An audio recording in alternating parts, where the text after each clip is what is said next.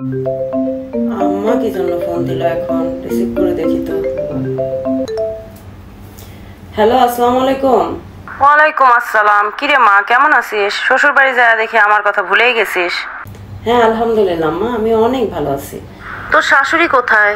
তোর শাশুড়ি কেমন? তোর সাথে কেমন করে? হ্যাঁ হ্যাঁ, আমার শাশুড়ি তো খুবই ভালো মানুষ। ওনার মতো মানুষই হয় না। উনি তো আমাকে খুবই আদর করে, তুমি জানো? উনি আমাকে ছাড়া কোনো কাজ করতে পারে না। সারা দিন হীরা হীরা হীরা হীরা হীরা হীরা করে ডাক্তার একটা অস্থির হয়ে যায়। ওয়াও, সারাদিন তোকে কেন ডাকে? বাড়িতে কি আর কেউ নাই? মনে করো আমি এই বাড়িতে আসার পরে এই বাড়িতে যে দুইটা কাজের লোক ছিল, ওই কাজের লোক দুইটার বিদায় করে দিছে। ওনার কথা, আমার হাতের রান্না উনি খাবে, আমি কাপড় ধুয়ে দিতে হবে। এরপরে মনে করো যে উঠতে বসতে প্রত্যেকটা মুহূর্তে এক গ্লাস পানি খাওয়ার যদি দরকার, তবু আমাকেই ডাকতে হবে।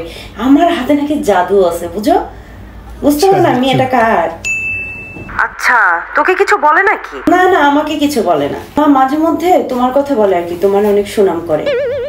আমি আবার কি করলাম? তোর শাশুড়ির সাথে তো আমার তেমন কোনো কথা টথা হয় না, আমার আবার কি সুনাম করে? এই যে মনে করো বলে, আমি যদি কোনো ভুল করি তাহলে আমাকে তখন বলে, কি ব্যাপার তুমি এগুলো পারো না কেন? তোমার মায়ে কি তোমাকে কিছু শিখায় নাই?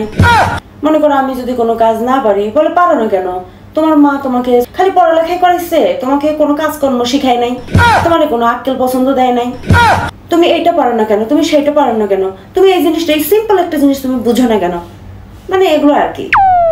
এগুলো স্যার তোমার দোষের কিছু না, না বলতেই পারে, তোমাকে মনে করে আর কি। যখন তোমার কথা বেশি মনে পড়ে তখন উনি এগুলো বলে। কি রে মা, তোর শাশুড়ি এসব কথা কেন বলে? এসব কথা তো সুন্দর না। বিয়ের পর এই প্রথম তুই তোর শ্বশুর বাড়িতে গেলি, কি দিছে তোর শাশুড়ি তোরে?